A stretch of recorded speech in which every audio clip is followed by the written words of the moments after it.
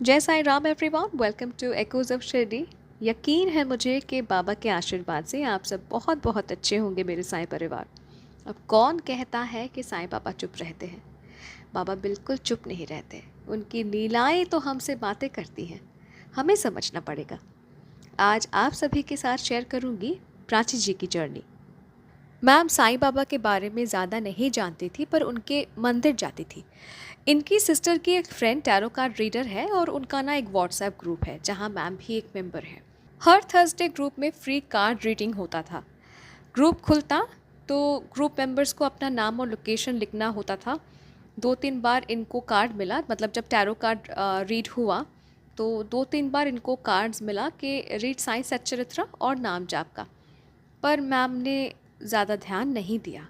इन्हें पता नहीं था कि साईं सच्चरित्र एक किताब है। तो गूगल पे सर्च किया, तब पता चला कि साईं सच्चरित्र आखिर है क्या, इसमें क्या लिखा है। तो मैम क्या करती है ना, वो पीडीएफ डाउनलोड करती है और फिर साईं सच्चरित्र पढ़ना शुरू करती है। और पढ़ते पढ़ते ना बाबा से दिल जुड़ गया और मन में इच्छा हुई कि मुझे भी शिरडी जाना है। बिना रिजर्वेशन के प्लान बन गया। मैम, इनकी 1 साल की बेटी, मम्मी और पापा सब दिल्ली से शिरडी के लिए ट्रेन में बैठ गए। ट्रेन फुल थी, पर सेफली शिरडी पहुंच गए। पहुंचने के बाद होटल लिया, फ्रेश हुए और साईं मंदिर गए। और पहली बार शिरडी जाने का एक्सपीरियंस ना बहुत ख़ास होता है।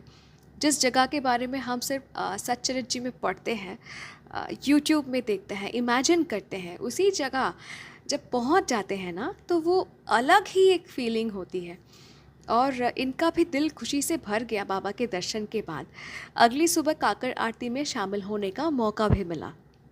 अब इनका ना एग्ज़ाम था तो इनको वापस नागपुर जाना था, पर इनको इनका टिकट नागपुर के लिए कंफर्म नहीं था। मैम के मम्मी पापा दिल्ली चले गए। मैम को जाना था नागपुर क्योंकि एग्ज़ाम है। तो जब ट्रेन आई वो चढ़ गई जनरल बॉगी पे। अब जिनके सीट पर बैठी उन अंकल ने कहा कि अभी बैठो, पर लंच के बाद मुझे मेरा सीट चाहिए। अब हुआ ये था कि मैम के पास टिकट था, पर टिकट कंफर्म नहीं था। तो 1 साल की बेटी के साथ वो ट्रैवल कर रही थी, तो वो बहुत टेंस्ड हो गई, घबरा गई कि बैठेंगे तो अब बैठेंगे कहाँ। उस वक्त सहारा तो सिर्फ साईं ही थे। तो बाबा से प्रार्थना करती है कि बाबा कुछ कीजिए, मुझे बैठने के लिए सिर्फ एक सीट दिला दीजिए। तभी एक आंटी ने इनको कहा कि बेबी के साथ ट्रैवल कर रही हो तो टिकट्स क्यों नहीं बुक करती। तो मैम ने इनको एक्सप्लेन किया कि मेरे पास टिकट है, पर टिकट कंफर्म नहीं हुआ है, वेटिंग में है। ये सुनकर उस आंटी ने कहा कि मेरी बेटी का सीट है खाली, क्योंकि वो ट्रैवल नहीं कर रही है, तो तुम वहाँ जाकर बैठ जाओ। और मैम को सीट मिल गया और वो सेफली अपने बेबी के साथ नागपुर पहुंच गई साईं कृपा से। तो देखिए बाबा का टाइमली हेल्प, कैसे सही समय पर बाबा ने मदद कर दिया है ना। अब सुनाती हूँ इनका सेकंड अनुभव। 2022 में शिरडी जाने के बाद से हर गुरुवार साईं मंदिर मैम जाने लगी। 2.5 साल से रेगुलरली जाती है। अब 2017 में मास्टर्स कंप्लीट की थी, तब से 2023 तक कॉम्पिटिटिव एग्ज़ाम की तैयारी करती रही, पर सक्सेस नहीं मिला। तब मैम ने सोचा कि क्यों ना आईटी सेक्टर में कुछ शुरू करूं। डेटा साइंस डिप्लोमा ज्वाइन किया। बाबा से रोज़ दुआ करती थी कि अच्छी आईटी जॉब मिल जाए। एक्चुअली 2014 के ग्रेजुएशन के बाद 2023 तक का गैप था, तो इसीलिए जॉब मिलना थोड़ा मुश्किल था।